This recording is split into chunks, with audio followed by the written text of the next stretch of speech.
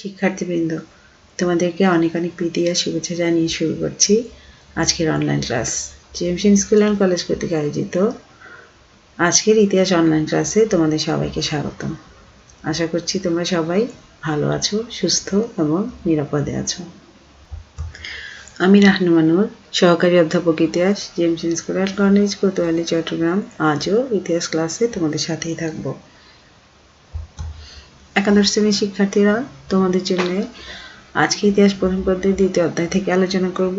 দ্বিতীয় অধ্যায়ের শিরোনাম ইংরেজি ঔপনিবেশিক শাসন, কোম্পানি আমল। আর আজকের পাঠ লর্ড ডালহৌসি, সত্যবিলোপ নীতি। এখানে আমরা লর্ড ডালহৌসির ছবি দেখতে পাচ্ছি। লর্ড ডালহৌসির মাত্র 36 বছর বয়সে 1848 খ্রিস্টাব্দে ভারতবর্ষে আগমন ঘটে। আগমনের পূর্বে বোর্ড অফ ট্রেডের সভাপতি হিসেবে ব্রিটিশ মন্ত্রিসভায় ছিলেন তিনি।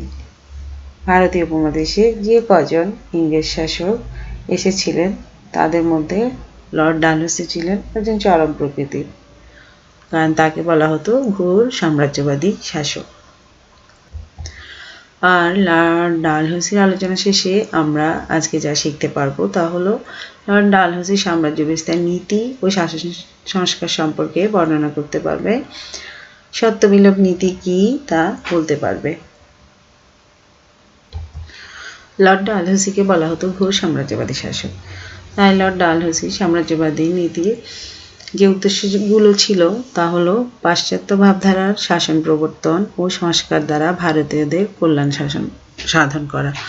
অর্থাৎ পাশ্চাত্যের আদলে এই উপমহাদেশে শাসন ব্যবস্থা প্রবর্তন করা এবং সংস্কার করে ভারতীয়দের কল্যাণ সাধন করা। আর ভারতে ইংরেজ সাম্রাজ্যের সংহতি রক্ষা করা, ব্রিটেনে উৎপাদিত পণ্য দ্রব্যের বাজার সৃষ্টি করা।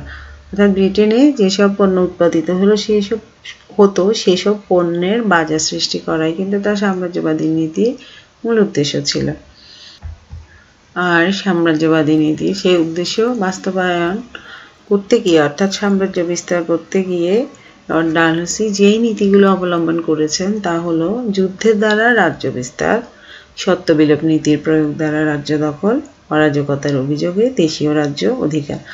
অর্থাৎ তার সাম্রাজ্য বিস্তার নীতি বা যেভাবে সে সাম্রাজ্য বিস্তার করেছিল সেটা 3 ধরনের নীতির উপর প্রতিষ্ঠিত ছিল। কখনো যুদ্ধ দ্বারা সাম্রাজ্য বিস্তার করেছেন, আবার তার আমলে প্রণীত সত্যবিলোপ নীতি, সেই নীতি প্রয়োগ করেও তিনি রাজ্য সম্প্রসারণ করেছেন, আর অরাজকতার অভিযোগে দেশীয় রাজ্য অধিকার করেছেন। তবে এই নীতিগুলোর মধ্যে সত্যবিলোপ নীতির প্রয়োগ করেই তিনি সবচেয়ে বেশি রাজ্য ব্রিটিশ সাম্রাজ্যভুক্ত করেছিলেন। যুদ্ধের দ্বারা রাজ্য বিস্তার করতে গিয়ে লর্ড ডালহৌসি শিখদের সাথে যুদ্ধ করেছিলেন। তবে শিখদের সাথে প্রথম যুদ্ধ হয়েছিল লর্ড হার্ডিঞ্জের, আর এই দ্বিতীয় যুদ্ধটা হয়েছিল লর্ড ডালহৌসির, যা দ্বিতীয় শিখ যুদ্ধ নামে পরিচিত। শিখরা তাদের প্রথম পরাজয়ের স্মৃতি কখনোই ভুলতে পারেনি, তাই তারা সবসময় এর বিরুদ্ধে, শিখরা তাদের প্রতিশোধ নেওয়ার জন্য মরিয়া ছিলেন। পাঞ্জাবে নিযুক্ত কোম্পানির যে সকল কর্মচারী ছিল তাদের অশোভন আচরণ, শিখ গুরুদুয়ারাগুলির প্রতি ইংরেজদের অসম্মান দেখানো, শিখ রমণীদেরকে নির্যাতন করা, শিখদের ধর্ম বিশ্বাস ও সম্মানে আঘাত দেয়া, আর ইংরেজদের এসব অন্যায়ের বিরুদ্ধেই কিন্তু রানী জিন্দাদের প্রতিবাদ, যা শিখদেরকে আলোড়িত করেছে। তৎকালীন পাঞ্জাবের শাসনকর্তা ছিল দেওয়ান মূলরাজ, আর মূলরাজকে লাহোরের ইংরেজ রেসিডেন্ট হিসাবপত্র দাখিল করতে বললে মূলরাজ পদত্যাগের ভান করে। আর তখন 2 জন ইংরেজ কর্মচারী সহ নবনিযুক্ত যে শাসনকর্তা তাকে কর্মস্থল অর্থাৎ পাঞ্জাবে পাঠানো হলে মূলরাজ তাদেরকে হত্যা করে পুনরায় আবার পাঞ্জাব দখল করে। আর সঙ্গে সঙ্গে ইংরেজদের বিরুদ্ধে পাঞ্জাবের উন্নত শিখ যোদ্ধারাও বিদ্রোহ করে। আর কিছু শিখ যোদ্ধা সিংহের নেতৃত্বে ইংরেজের পক্ষ গেলেও পরে তারা মূলরাজের পক্ষে যোগদান করে। আর আফগানরাও এই সময় শিখদের পক্ষে নিয়ে যুদ্ধে যোগদান করে। ফলে লর্ড ডালহৌসি বাধ্য হয়ে শিখদের বিরুদ্ধে যুদ্ধ ঘোষণা করে, আর ইতিহাসে এই যুদ্ধই শিখ যুদ্ধ নামে পরিচিত। তো এই যুদ্ধে চিনিওয়ালা নামক স্থানে ব্রিটিশ বাহিনী পরাজিত হয়, কিন্তু চিনাব নদীর নিকটে গুজরাটের যুদ্ধে শিখ বাহিনী সম্পূর্ণ পরাজিত হয়ে পলায়ন করে। আর তখন ডালহৌসি ইংল্যান্ড কর্তৃপক্ষের মতামত অপেক্ষা না করেই পাঞ্জাব অধিকার করে নেয়। তাহলে এভাবে যুদ্ধের দ্বারাও কিন্তু ডালহৌসি সাম্রাজ্য সম্প্রসারণ করেছিলেন।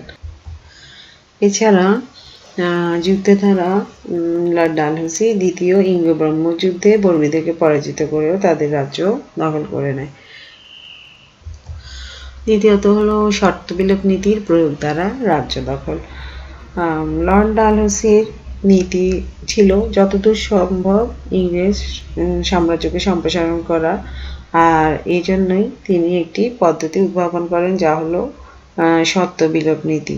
আর এই শর্ত বিলোপ নীতির মাধ্যমে কিন্তু তিনি অনেকগুলো দেশীয় রাজ্যকে ইংরেজ সাম্রাজ্যভুক্ত করেন।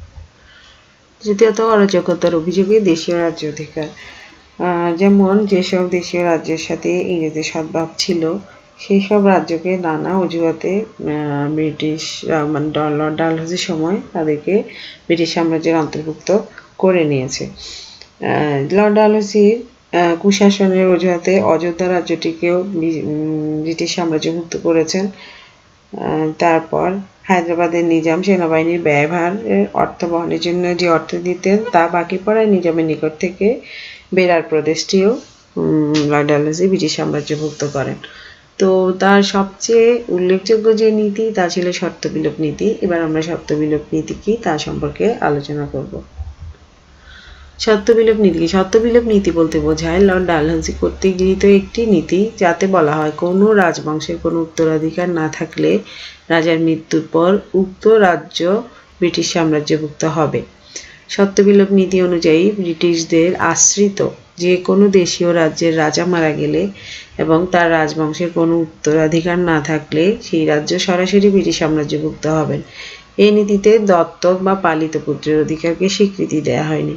লর্ড ডালহৌসি কর্তৃক গৃহীত এই নীতি শর্ত বিলোপ নীতি হিসেবে অভিহিত।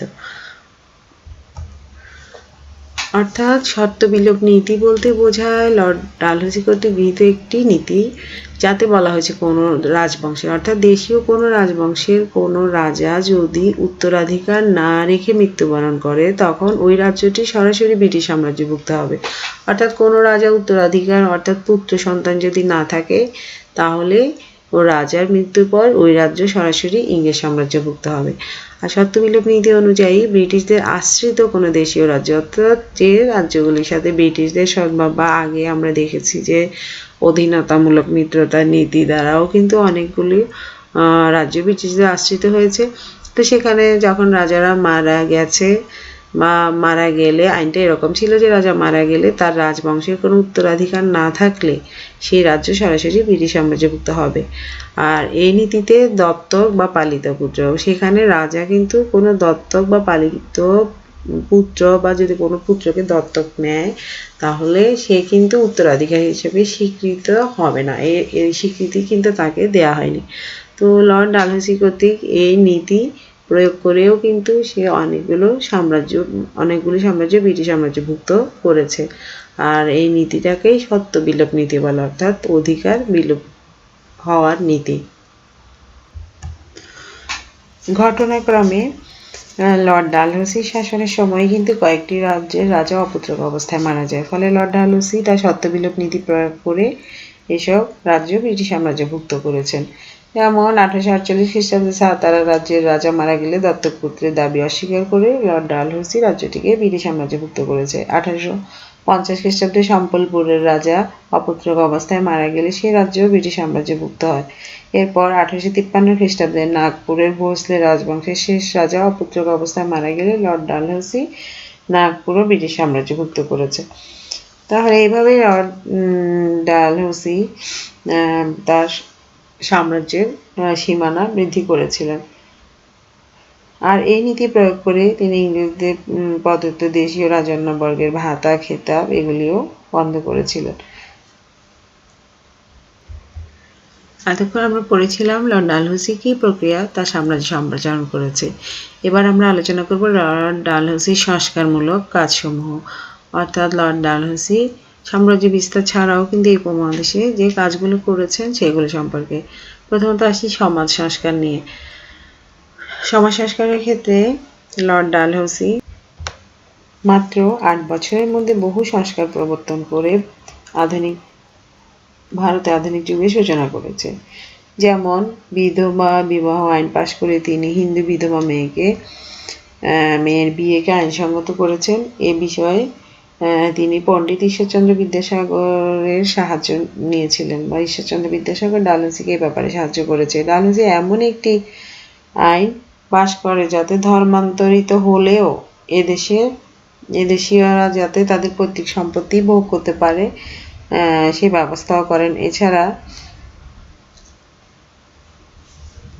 তিনি কি করেছে, যেমন গঙ্গা খাল খনন করেছে, তারপর জলসেচের ব্যবস্থা করেছে। পাশাপাশি তিনি রাজপথ ও সড়ক উন্নয়ন করেন এবং তার এই সময়ে তিনি কলকাতা হতে পেশোয়ার পর্যন্ত গ্র্যান্ড ট্রাঙ্ক রোড সেটা পুনঃসংস্কার করেন।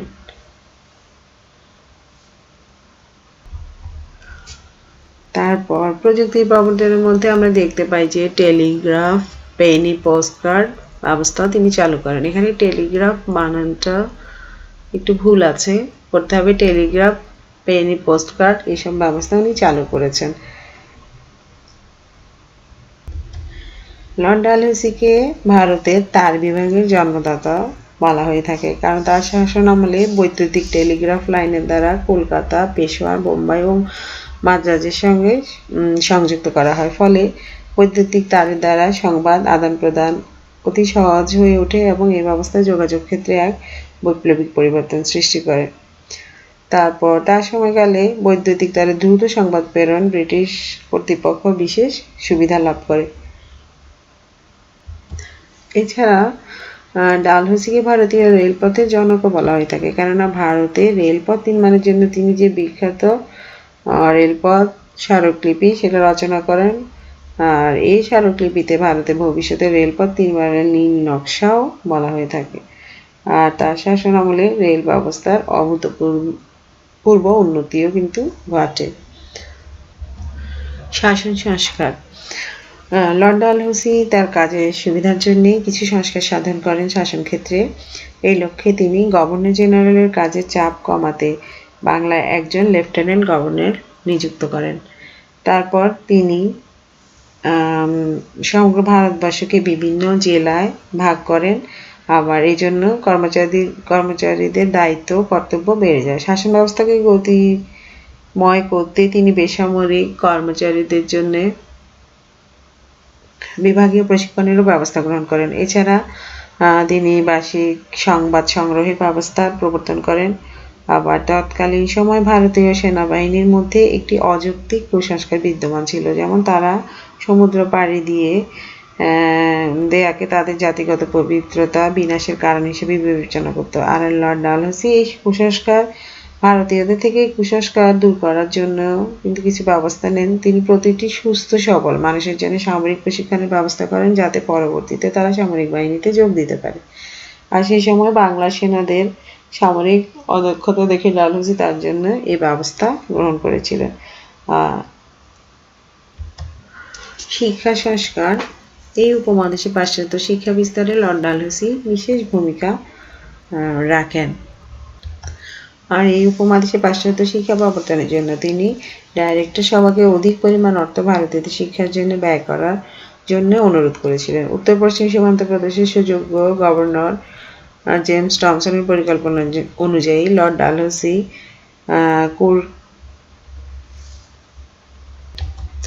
ইঞ্জিনিয়ারিং কলেজ স্থাপন করেন। নিজ অর্থ ব্যয়ে তিনি কলকাতায় বেতন কলেজও কিছুদিন চালু রেখেছিলেন। তার সময় বোর্ড অফ কন্ট্রোলের সভাপতি চার্লস উড একটি শিক্ষা পরিকল্পনা তৈরি করেন, আর যেটি উডের ডেসপাচ হিসেবে পরিচিত। লর্ড ডালহৌসি স্যার চার্লস উডের শিক্ষা সংক্রান্ত সুপারিশও কার্যকরী করতে তৎপর ছিলেন। তার ঐকান্তিক প্রচেষ্টায় কিন্তু স্কুল, কলেজ ও বিশ্ববিদ্যালয় প্রতিষ্ঠার প্রাথমিক কাজ শুরু হয়। প্রতিটি প্রেসিডেন্সিতে এবং পাঞ্জাব ও উত্তরপ্রদেশের জন্য তিনি শিক্ষা অধিকর্তার পদ সৃষ্টি করেন। 1857 খ্রিস্টাব্দে কলকাতা, মাদ্রাজ, বোম্বাই বিশ্ববিদ্যালয় সেখানে স্থাপন করা হয়েছিল। এছাড়া আইন ও প্রকৌশল বিশ্ববিদ্যালয়গুলিতে আইন ও প্রকৌশল বিভাগও তিনি চালু করেছিলেন। উচ্চ বিদ্যালয়গুলিতে ইংরেজি মাতৃভাষা এবং সংস্কৃত বা ফার্সি এই 3 ভাষায় শিক্ষাদানের ব্যবস্থা করা হয়েছিল। তাহলে শিক্ষার্থীরা বুঝতে পারছো, লর্ড ডালহৌসি ভারতীয় উপমহাদেশে সাম্রাজ্য বিস্তারের পাশাপাশি বিভিন্ন ক্ষেত্রে সংস্কার কাজগুলো করেছিলেন। আর এই জন্যই এই উপমহাদেশে তার শাসন আমলে একটা বিশেষ গুরুত্বপূর্ণ স্থান অধিকার করে আছে। এবার আমরা লর্ড ডালহৌসির কৃতিত্ব সম্পর্কে আলোচনা করব। ব্রিটিশ ভারতের ইতিহাসে লর্ড ডালহৌসি একজন বিখ্যাত ব্যক্তি ছিলেন। তার শাসন আমলে যে তিনি শুধু রাজ্য বিস্তার করেছেন তা না, তিনি তার রাজ্যের একটা স্থায়িত্ব দান করেছিলেন। ইংল্যান্ড থেকে যারা ভারতে শাসক হিসেবে এসেছেন তারা কেউই শাসক হিসেবে ডালহৌসির সমকক্ষ ছিলেন না, কারণ তিনি ভারতে ব্রিটিশ সাম্রাজ্যের ভিত্তি রচনা করেছেন। লর্ড ওয়েলেসলি ভারতে ইংরেজ প্রভুত্ব স্থাপন করেছিলেন এবং লর্ড ডালহৌসি ইংরেজ শক্তিকে ভারতের একমাত্র শক্তিতে পরিণত করে ইংরেজ সার্বভৌমত্ব সম্পন্ন করেছিলেন। তবে উনি যে কাজগুলো করেছেন বা বিভিন্ন সংস্কার কাজগুলো করেছেন, এ থেকে আমরা তার কৃতিত্ব সম্পর্কে ধারণা লাভ করতে পারি। যেমন ডালহৌসির বিভিন্ন সংস্কার ও জনহিতকর কার্যাবলী ভারতের ইতিহাসে এক নবযুগের সূচনা করেছে। তাহলে তার বিভিন্ন সংস্কারের মধ্যে আমরা দেখেছি যে তিনি বিধবার বিয়ের প্রবর্তন করেছেন। তারপর যারা ধর্মান্তরিত হয়েছে উপমহাদেশে তারা যেন পিতার সম্পত্তিতে মালিক হতে পারে সেই ব্যবস্থাও কিন্তু তিনি আইন সংস্কার করেছিলেন। জনহিতকর কার্যাবলীর মধ্যে যেমন তিনি গঙ্গা খান খনন করেছেন, জলসেচ ব্যবস্থার উন্নয়ন করেছেন, এটা করেছেন। তারপর এছাড়া যোগাযোগ ব্যবস্থার ক্ষেত্রে উনি একটা বিশেষ ভূমিকা পালন করেছেন। যেমন গ্র্যান্ড ট্রাঙ্ক রোড সেটা কলকাতা হতে পেশোয়ার পর্যন্ত বিস্তৃত, যেটা সংস্কার সাধন করেছিলেন। তাহলে এখানে একটা বিশেষ ভূমিকা যোগাযোগের ক্ষেত্রে রেখেছেন।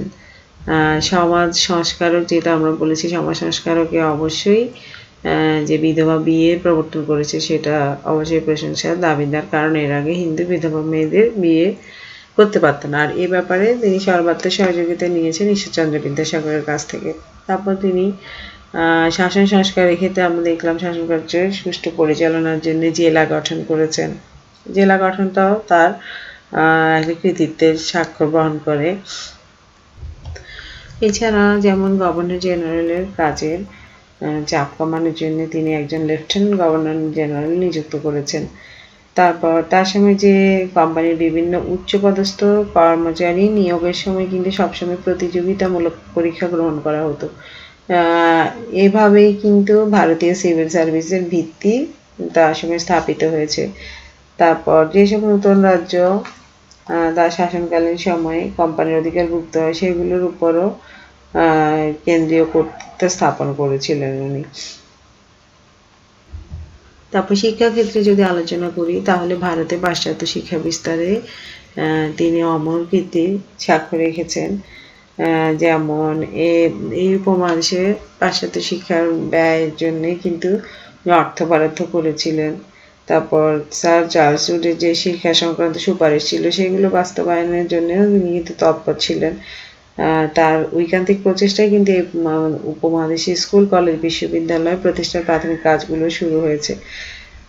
তারপর তিনি প্রেসিডেন্ট পাঞ্জাব, উত্তরপ্রদেশের বিভিন্ন মতো শিক্ষা অধিকর্তার পদ সেটা সৃষ্টি করেছেন। এগুলি আমরা দেখেছি প্রথম থেকে। তারপর কলেজ ও উচ্চ বিদ্যালয়গুলিতে পরীক্ষা গ্রহণ এবং ডিগ্রি প্রদানের দায়িত্বগুলো কিন্তু বিশ্ববিদ্যালয়গুলোকে দিয়েছে। এছাড়া আইন ও ইঞ্জিনিয়ারিং বিভাগও বিশ্ববিদ্যালয়ে খোলা হয়েছিল। পাশাপাশি সাহিত্য ও বিজ্ঞান নিয়েও গবেষণা হয়েছে। তাহলে এগুলি তারপর বিদ্যালয়ের মধ্যে ইংরেজি, মাতৃভাষা, সংস্কৃত, ফার্সি এগুলি 3 ভাষাতেই কিন্তু শিক্ষা ব্যবস্থা চালু রেখেছেন। তারপর আমরা দেখি যে ভারতীয় উপমহাদেশে যে রেলপথ সেটাও কিন্তু লর্ড ডালহৌসির সময়ে প্রথম স্থাপিত হয়েছিল। এই জন্য আমরা লর্ড ডালহৌসিকে রেলপথের জনক বলে থাকি। তাহলে রেল আবিষ্কারের ফলে কিন্তু যোগাযোগ ব্যবস্থার একটা অভূতপূর্ণ পরিবর্তন সাধিত হয়েছিল। তারপর আমরা দেখেছি যেমন বৈদ্যুতিক টেলিগ্রাফ, তারপর বিভিন্ন বিভিন্ন রাজ্য যেমন কলকাতা, পেশোয়ার, বোম্বাই এগুলো সাথে যোগাযোগ টেলিগ্রাফের মাধ্যমে যোগাযোগ এর আয়তায় আনা হয়েছে। আর বৈদ্যুতিক তার মাধ্যমে সংবাদ আদান প্রদান খুব সহজে উঠেছে এবং এটাও কিন্তু যোগাযোগের ক্ষেত্রে এক অভূতপূর্ব বিপ্লব সৃষ্টি করেছে। তারপর যেটা ব্রিটিশ সরকার এগুলো থেকে সুবিধা লাভ করেছে। তাহলে এক কথায় বলতে গেলে লর্ড ডালহৌসি সাম্রাজ্যবাদী শাসক হলেও তিনি কৃতিত্বের সাথেই কিন্তু তার শাসন কাল অতিক্রম করেছিলেন। তার বিভিন্ন সংস্কার ও জনহিতকর কার্যগুলি ভারতের ইতিহাসে একটা নতুন যুগের সূচনা করেছিল। কিন্তু তবুও ভারতের যে প্রাচীন প্রথা যেগুলিকে পদদলিত করেছে, বিধবা বিবাহের প্রবর্তন করেছে বা জনমত উপেক্ষা করে রাজার নীতি বা সত্যবিলোপ নীতি প্রয়োগ করেছে, এগুলি কিন্তু ভারতীয়দের মনে আবার অসন্তোষ সৃষ্টি করেছে, যার কারণে পরবর্তীতে 1857 সালে সিপাহী বিপ্লবের কারণ হয়ে দাঁড়িয়েছে। তারপর তার সময় বাংলার ছোট লাট সেটা নিযুক্ত হয়েছেন জেলা প্রশাসকের দায়িত্বে নিযুক্ত জেলা ম্যাজিস্ট্রেট, যারা তাদের ক্ষমতাও বৃদ্ধি করেছিল। এছাড়া তিনি ব্যবসা বাণিজ্য সম্প্রসারণের জন্য সকল বন্দরগুলোকে উন্মুক্ত করে দিয়েছে। আর রাস্তাঘাট নির্মাণ ও সংস্কারের জন্য প্রত্যেক প্রেসিডেন্সিতে একটি করে পূর্ত বিভাগ স্থাপন করেছে। তাহলে এ থেকেই বলা যায় যে লর্ড ডালহৌসি আসলে বহুমুখী প্রতিভার অধিকারী ছিলেন। শান্তি স্থাপন ও প্রশাসনিক কাজে অসামান্য দক্ষতার জন্য তাকে প্রাচ্যের আব্রাহাম লিঙ্কন বলেও অভিহিত করা হয়। তাহলে শিক্ষার্থীরা, লর্ড ডালহৌসি সম্পর্কে এটাই ছিল আমাদের আজকের আলোচনা। শিক্ষার্থীরা, এবার তোমাদের জন্য সামান্য বাড়ির কাজ দেওয়া হয়েছে। বাড়ির কাজ হলো প্রথমত সত্যবিলোপ নীতি বলতে কি বোঝায়, তারপর লর্ড ডালহৌসির সংস্কার সমূহ আলোচনা করো। তোমরা অবশ্যই বাড়ির কাজগুলো করবে। আর একটা কথা, যেহেতু তোমাদের পরীক্ষার সিলেবাস দেওয়া হয়েছে আর সিলেবাসে ইতিহাস প্রথম অধ্যায় থেকে আমাদের অধ্যায়ভিত্তিক মূল্যায়ন করা হবে, সেখানে আমার প্রথম অধ্যায়ের অনেকগুলো ক্লাস, প্রায় 4টা ক্লাস কিন্তু আমাদের কলেজ পেজে দেওয়া আছে। তোমরা ক্লাসগুলো ভালো করে দেখে বই থেকে মিলিয়ে তারপর পরীক্ষার জন্য প্রস্তুতি নেবে। আশা করব তোমরা অবশ্যই ক্লাসগুলো দেখবে। আজ তাহলে এই পর্যন্তই। তোমাদের সবাইকে ধন্যবাদ জানিয়ে আমি আজকের মতো এখানে বিদায় নিচ্ছি। পরবর্তী ক্লাসে আবারও দেখা হবে। আল্লাহ হাফেজ।